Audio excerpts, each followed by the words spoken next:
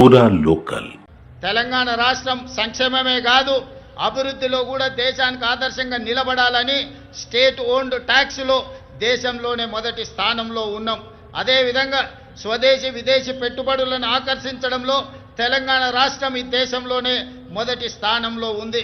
దాదాపుగా ఈ 18 నెలల్లో 3 లక్షల కోట్ల రూపాయల పెట్టుబడులను ఆకర్షించడమే కాదు అమెరికా, జపాన్, సింగపూర్ అదేవిధంగా దావోస్ లాంటి నగరాల్లో పర్యటించి ఈ దేశానికి ఈరోజు పెట్టుబడులను సాధించినాం.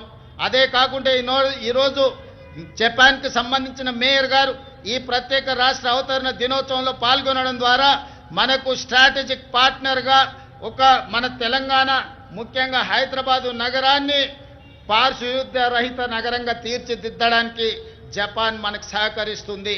అందుకే ఈరోజు రాష్ట్ర అవతరణ దినోత్సవంలో వారు కూడా పాల్గొనడం జరిగింది.